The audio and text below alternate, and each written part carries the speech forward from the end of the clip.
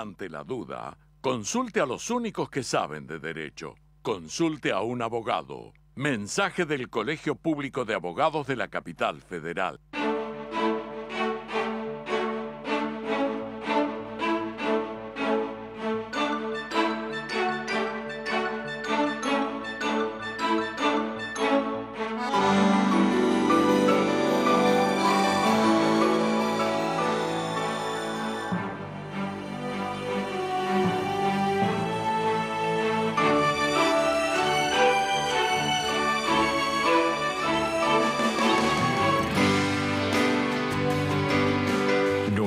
Valores, nuestros colores. Ayer, hoy y siempre. Banco Credicop Cooperativo. La banca solidaria.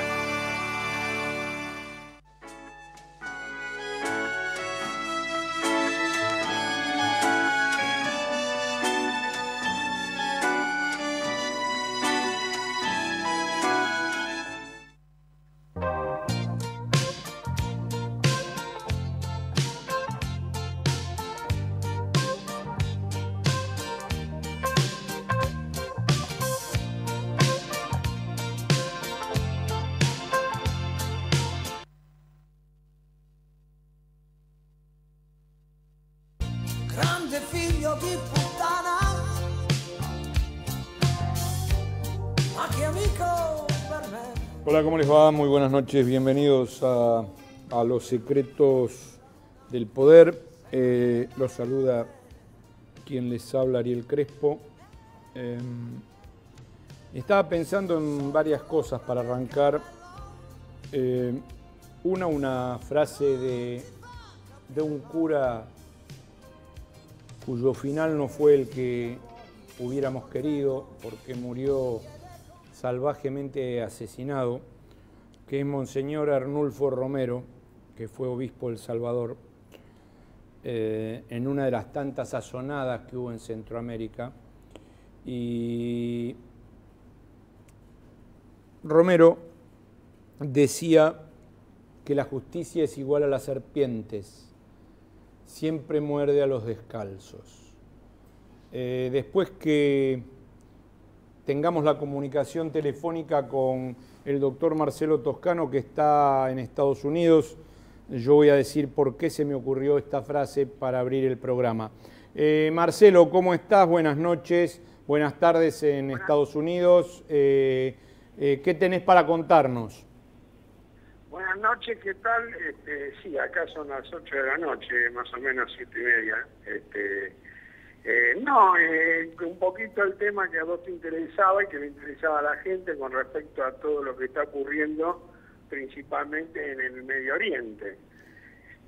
Aquí lo que se está en este momento, hoy Obama salió a hablar, salió a comentar, a decir en una conferencia de prensa de que él consideraba de que eventualmente si Siria no hacía caso al tema de las armas químicas, estaba pensando seriamente en retirar las embajadas de Irán y de Siria, cosa que no es un tema menor, ¿no es cierto?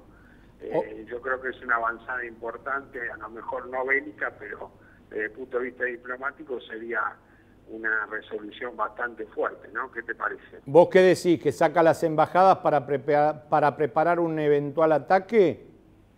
¿Y vos qué interpretás? O sea, de los dichos de él diciendo que, bueno, el tema de las armas químicas, que es un tema que no es menor para Estados Unidos, y que él estaba pensando con sus asesores, básicamente lo hago, si lo simplifico, porque viste que él tiene una facilidad de palabra enorme y por ahí estamos 3 horas hablando del tema. Pero me parece que esto tiene una importancia que por ahí, no sé si los medios argentinos se la dieron, pero aquí en el New York Times salió en primera etapa fundamentalmente ese tema, y bueno, lo que vos ya sabés, el hecho desgraciado de Kenia, que si bien no tiene una relación directa, vos sabés cómo es acá, siempre concatenan todo, ¿no es cierto? O sea que vos ves que el pueblo americano estaría favoreciendo un tipo de avanzada bélica en relación a Siria? Mirá, vos sabés que la cultura de acá, a pesar que uno ha estudiado y tiene muchos lazos, es básicamente el de a ellos les encantan los conflictos bélicos, más allá de que uno pueda ser pro o contra americano. La gente en general siempre está, o sea, hoy Obama tiene una intención de voto que no la va a poder ejecutar porque no puede ser reelecto, pero tiene una imagen muy positiva y todo lo que él dice tiene una repercusión muy importante. Así que yo creo que hay que prestar especial atención a lo que dijo hoy, ¿no? Quizás aquí le han dado mucha importancia, no sé allá, pero me parece que no es un tema de especial atención. Sobre todo que él dio por hecho ya que este hombre, o sea, el presidente de Siria tenía los días prácticamente contados, ¿no? Bueno, te agradecemos el llamado. Te esperamos el martes. Hoy tenemos de invitada a Margarita Stolbizer y realmente, bueno, gracias por tomarte el trabajo de comunicarte desde Estados Unidos con nosotros y bueno, el martes seguiremos hablando en un debate que vamos a hacer entre un candidato a diputado del PRO y un candidato a diputado de Nuevo Encuentro. Bueno, un beso grande y un abrazo también para mi amigo el correligionario que está con nosotros siempre. Mirá vos, ¿así te hiciste radical ahora? No, pero es un amigo. Ah, bueno, está bien. Bueno, que tengas una buena noche. Un abrazo grande para todos. Un abrazo grande. Bueno, obviamente pareciera que por los dichos de Marcelo, Obama no tiene demasiadas intenciones de... y es cierto eso, que el pueblo americano, por lo general, en su gran mayoría, compra todo, ¿no? Compra todo. Bueno, antes de pasarle la palabra a nuestra querida invitada y coherente invitada, quiero recordar en este día de hoy algo que este programa de hace 11 años, en distintos momentos, hemos venido luchando, denunciando, que tiene que ver con la frase de Arnulfo Romero, ¿no? ¿Por qué no la decís de vuelta si le escucha Margarita? En este caso, la justicia no mordió a los descalzos. No mordió a los descalzos. En este caso, la justicia mordió a un pedófilo. A un pedófilo. Defendido por muchos medios de comunicación, por parte del poder político. No olvidemos que le daba subsidios el vendepatria de Cavallo. Exacto. Defendido por una parte muy grande de la Iglesia Católica. Exacto. Defendido. Lo que yo quiero tocar de este tema son dos detalles. Primer detalle, parece que lo que hoy como Margarita es del oeste, tiene que ver todo con el oeste, ¿no? Dos detalles. Yo en el año 97-98, accidentalmente, estaba en una charla con un alto prelado de la Iglesia Católica y no tenía la menor idea de quién era el cura Grassi. Y ese prelado, en aquel entonces, no voy a dar su nombre porque está muerto, le decía a quien estaba a mi derecha, ante una pregunta a este hombre, le dijo, mi amigo le preguntó, ¿y qué pasó con el cura Grassi? Yo no sabía ni quién era el cura Grassi. No, menos mal que con todas las denuncias que tiene, ya me lo saqué de la diócesis. O sea, que en el año 97, un alto prelado de la iglesia ya sabía lo que el cura Grassi estaba haciendo. En primer lugar. En segundo lugar, acá hay un detalle. Recién hoy, el obispado de Morón, ahora que está preso, recién hoy le ha prohibido dar misa. O sea, acá hay una confusión. Y esto va para la Iglesia Católica, la judía, lo que sea. El otro día un grupo de fanáticos impidieron, por ejemplo, un aborto, donde hay una ley. Yo puedo estar a favor o en contra, pero hay una ley. Bueno, hay un sector de la Iglesia Católica, especialmente, no como el Papa, que dijo, yo nunca fui de derechas, sino otro sector relacionado especialmente con el Opus Dei, que creen que la Iglesia, los obispos, los curas, no les alcanza la Constitución y las leyes que nos regulan a todos nosotros. Y ese es el problema. Creen que ellos lo regula una ley divina. Y antes de pasar a Margarita, uno todo. Uno al padre Grassi, uno a Massa. ¿Por qué a Massa? Porque detrás de Massa hay un grupo justamente del Opus Dei apoyándolo. Grupo que junto con el obispo Aguer, en su oportunidad, se oponían a Bergoglio acá en la Argentina. Imaginémonos ahora ese mismo grupo cuando el Papa ha dicho yo no soy de derechas. Entonces voy a decir algo que dije el martes pasado y que la gente me parece que no entendió. Yo el martes pasado, Margarita, hablé irónicamente del FEN, el Frente de Ególatras y Narcisistas que se armó en el año 2009 entre Macri, de Narváez y Felipe Solá. Que eso duró un lirio, se terminó. Bueno, este grupo que se está armando alrededor de Massa, donde están todos ese rejuntado, dijo Macri, lo dijo Macri rejuntado, o los garrocheros, como dijo Jorge Asís, de todos los que están saltando, ¿verdad? Vamos a ver qué pasa después del 28 de octubre. Ahora, si la gente cree que eso es política y eso es transformación de la provincia de Buenos Aires, está absolutamente equivocada. Scioli, Massa, de Narváez, Felipe Solá, Alberto Fernández, Daer, de Mendiguren, es más de los mismos. Casualmente, en una provincia, lo lamento por usted que es peronista, yo no, que hace 26 años está dirigido por los peronistas. Hola, Margarita. Parece que hubiéramos perdido 40 años. En los años 70 hubo un único demonio, la violencia para solucionar nuestras diferencias. La forma de esta violencia parece ahora distinta, pero el concepto que es lo que importa es el mismo. El mensaje dice, no importa si tengo razón, no estoy dispuesto a debatir, lo importante es cerrar las escuelas en forma violenta. El que dijo esto no es Goebbels, ni Goering, ni von Ribbentrop. El que dijo esto es un tipo que fue diputado nacional, que nunca estará en este programa, porque él no quiere seguramente y porque yo que soy el dueño no le voy a dar lugar. No hay debate con un tipo que compara la toma de las escuelas en el siglo XXI con la década del 70. Este es Esteban Bullrich, ministro de Educación de la ciudad.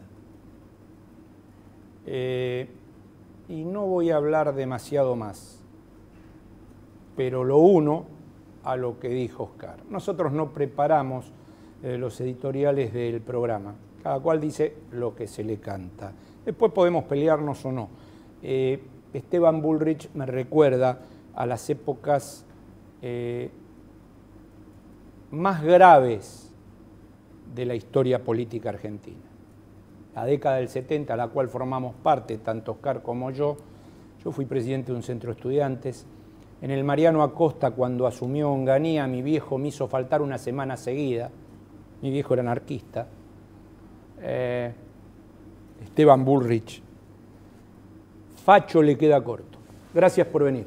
Gracias por la invitación. Muchas gracias. Tenemos muchos amigos, somos así, creo que vos nos conocés hace mucho tiempo, porque sos una... Aparte te aclaro, vas a ser una de las últimas políticas que invitemos, porque estamos como hartos del discurso vacío. Claro.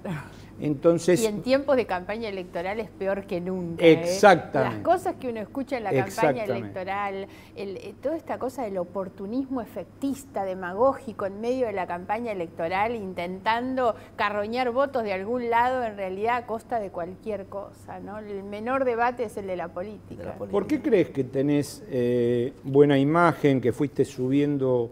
Yo no le creo mucho a los sociólogos, a los encuestadores, pero ¿por qué crees que fuiste subiendo en la imagen respecto a la gente?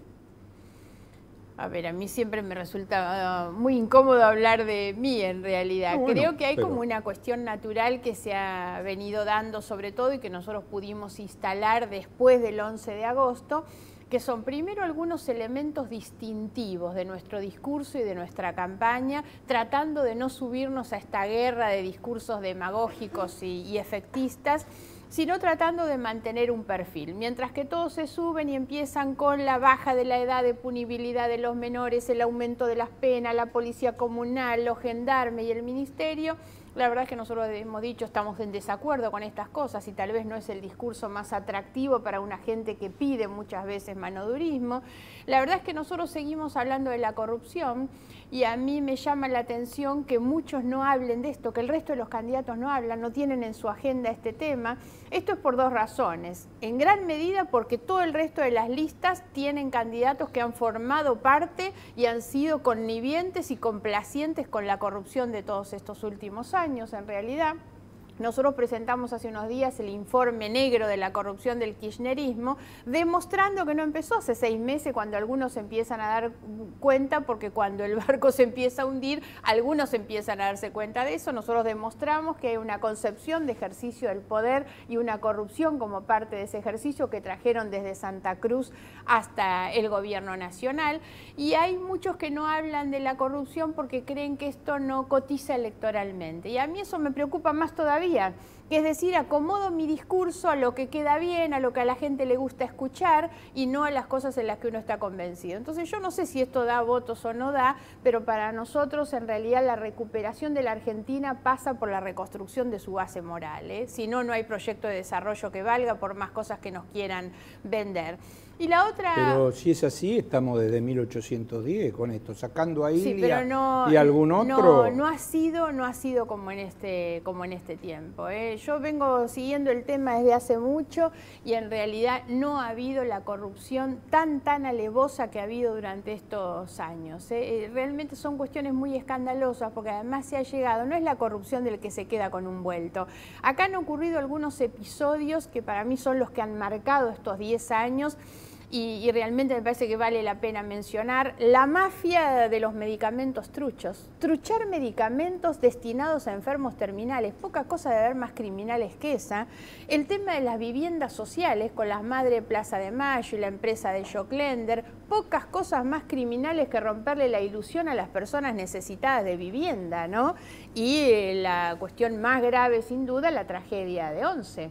La tragedia de Once, que como lo dijo el juez de la causa, es la consecuencia casi natural del entramado de relaciones mafiosas entre sindicalistas, funcionarios y empresarios que en lugar de destinar la cantidad de recursos que el Estado había asignado para que la gente viaje bien, terminan yendo a maniobras de defraudación de las empresas, ¿no?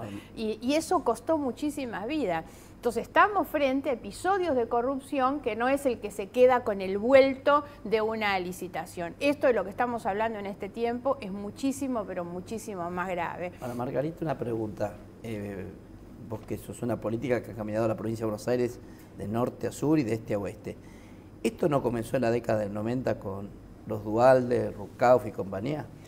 Yo insisto que hay, digamos, una práctica corriente que tiene que ver sobre todo con la instalación del clientelismo como parte de esa relación del que gobierna con los sectores más dependientes, pero nunca había visto una cosa como esta. Este es un gobierno que no tiene diálogo con nadie, que desprecia el sistema político y el sistema de partidos políticos sobre todo, y me parece que estas son las cosas graves. No hay un comportamiento porque no hay una convicción democrática, por eso pasan las cosas que pasan en general, ¿no? Y me parece que estas son también las cuestiones que a nosotros nos permiten distinguir. Y quiero ir sobre una última que me quedó de las cosas que nos permiten a nosotros pensar que nuestro resultado va a ser mejor.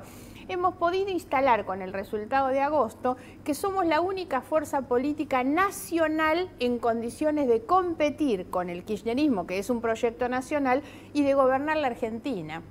Nosotros somos los únicos que cuando termine la elección de octubre vamos a sumar los votos de Cobos en Mendoza, los de Wiener en Santa Fe, los que nuestros partidos obtengan en todas las provincias, porque somos el único frente que tiene lista en todas las provincias, y eso es lo que se necesita en realidad para competir. Lo digo sobre todo porque Massa, que aparece con tanta fortaleza electoral y tanto apoyo en realidad, no deja de ser lo mismo que fue de Narváez en el 2009, que gana la elección a Néstor Kirchner y 2 años después el kirchnerismo tenía 54%. Eso demostró la dificultad para vertebrar un acuerdo nacional, entre otras cosas porque este acuerdo de los 3 se desvaneció inmediatamente. Y hoy tenemos liderazgos que, aún siendo fuertes en territorios importantes como el de Buenos Aires o el de la capital, no alcanzan porque ni siquiera tienen diálogo con los demás referentes de las provincias. Entonces no hay un proyecto nacional alternativo al kirchnerismo que no sea el del frente nuestro, que es el Frente Progresista. Y eso me parece que es lo que nos posiciona a nosotros bien con vistas a la elección de octubre. www.google.com.ar, los secretos del poder metro, es el canal nuestro donde se pueden ver los programas. www.google.com.ar, los secretos del poder metro, ahí usted tiene todos los programas 48 horas después de que están al aire. Lorenzo de Almagro, gracias a Francisco. Leonardo Bosch dijo, es hora de volver a casa. Juan de Boedo coincide con lo dicho de Crespo, en especial del inoperante de Bullrich.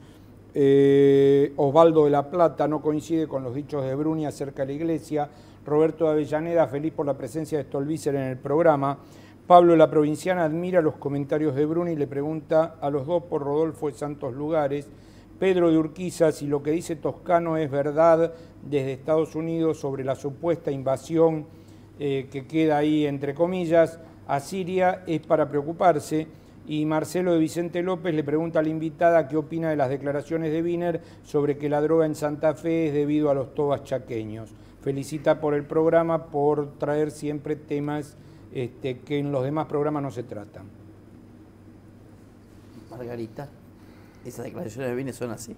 En realidad no la conozco, Yo no tampoco. conozco cuál es la declaración. Yo no las escuché, Yo no las pero... escuché Claro, no, yo tampoco, la verdad es que lo desconozco. Para nosotros el problema de la droga es hoy el problema más grave que tiene la Argentina y que en realidad frente a todas estas respuestas facilistas que muchos tienen, siempre pensando en un Estado que corre atrás de los acontecimientos, lo que se necesita es un Estado con capacidad de detectar las organizaciones criminales antes de que cometan los delitos para desbaratarlas y evitar el delito. Y en gran medida eso tiene que ver con la decisión política de combatir el narcotráfico, que esto es lo que no existe. Este es un gobierno que ha demostrado la falta de voluntad. Tenemos la Cedronar, sin ir más lejos, el área de lucha contra el narcotráfico sin secretario desde que hace 8 meses se fue Bielsa.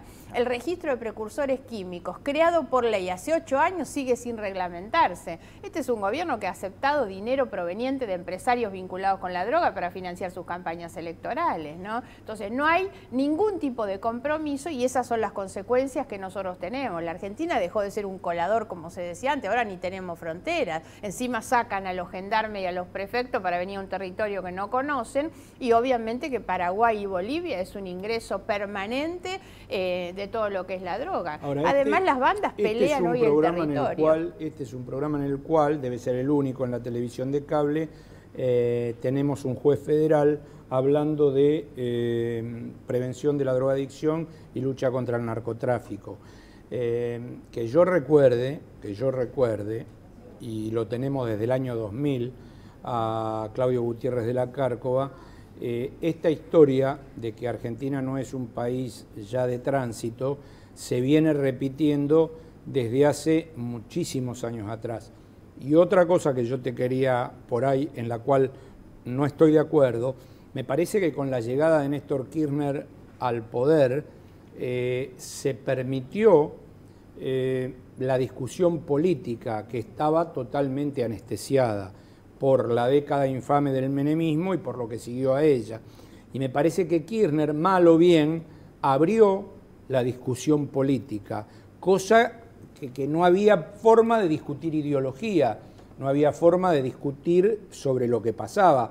Este es un programa que ha traído radicales, comunistas, socialistas, trotskos y gente que nos decía, bueno, ahora van a poder tal vez hacer lo que hacían antes cuando estaban en América, debatir, porque la presencia de Kirchner abrió el debate político. Yo puedo estar de acuerdo o no con determinadas cuestiones de ese debate, pero me parece que no es que se cerró la puerta al debate. Me parece que cuando gana Kirchner la primera la primera elección. Hay una característica de la primera etapa de Kirchner. No es casual que Kirchner, su primera etapa es el discurso del transversalismo en realidad. Sí. Incluso hasta el primer gobierno de Cristina, cuando él es quien elige a Cobos como compañero de fórmula de Cristina en realidad. Y eso hablaba claramente de una concepción y de una mirada totalmente distinta. Hay un Kirchner que es el que, recuerden ustedes, dictamina por decreto la autolimitación de sus atribuciones para designar los miembros de la Corte, abre una reglamentación nuestra que habilita la composición de una nueva Corte, hay un decreto incluso que establece el acceso a la información pública, que no hemos logrado en todos estos años tenerlo por ley, en realidad. ¿Y eso vos no crees que es abrir el debate a la política? Claro, por eso lo estoy diciendo en función de esta situación. Había un Kirchner del primer tiempo que tiene que ver, cuando uno lo mira a la distancia, con un Néstor Kirchner que llega al gobierno con el 22% de los votos. Entonces, necesariamente Kirchner estructura una fuerza política con mucho poder que le permite después llevar a Cristina a una elección tan importante como el cargo a senadora primero, después a presidenta, que tiene que ver con esa construcción que él arma, que muchos empezaron a ver, digamos, una apertura, una cosa mucho más plural. El problema es que todo se termina desvaneciendo después, sobre todo cuando Cristina llega con el compromiso de mejora de calidad institucional y hoy vemos el terrible retroceso que tenemos, ¿no? Luis de Almagro felicita por el programa, por la presencia de Stolbizer y coincide con Crespo acerca de Bullrich, es un facho. Miguel de Devoto para Crespo coincide con lo dicho sobre Bullrich, pero le gustaría que hablara de lo dicho por Delía sobre la agresión a Massa. Felicita por el programa. En realidad yo no voy a avalar la agresión a Massa, más allá de que yo pueda estar en las antípodas ideológicas de Massa. Y Delía que se haga cargo de lo que dice él. Yo no voy a justificar los dichos de Luis Delía. De todas maneras, como tampoco justifico la violencia en las campañas, porque con ese criterio es tierra de nadie y porque Massa piense distinto a mí, por eso recalco, nada más lejano del pensamiento de Massa y de todo lo que nombró Oscar de mi persona. Ni ahora, ni hace 30 años atrás.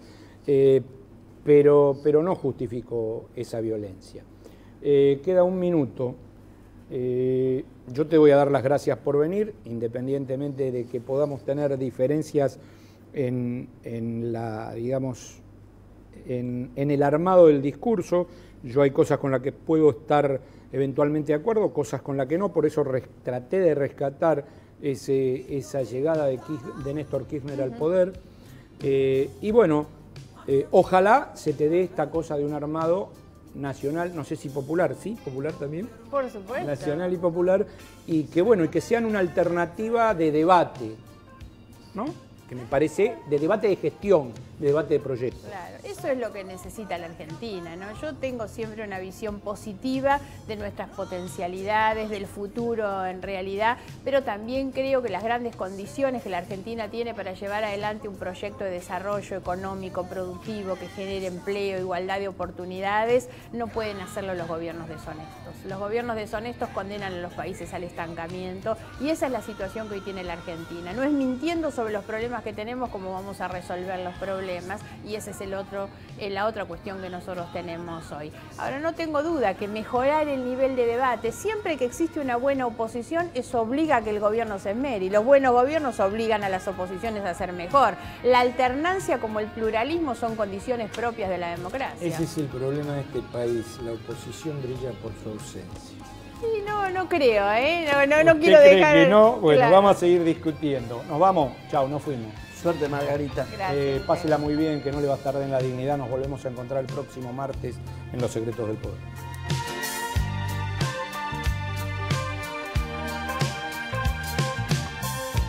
Donne sparse per l'Italia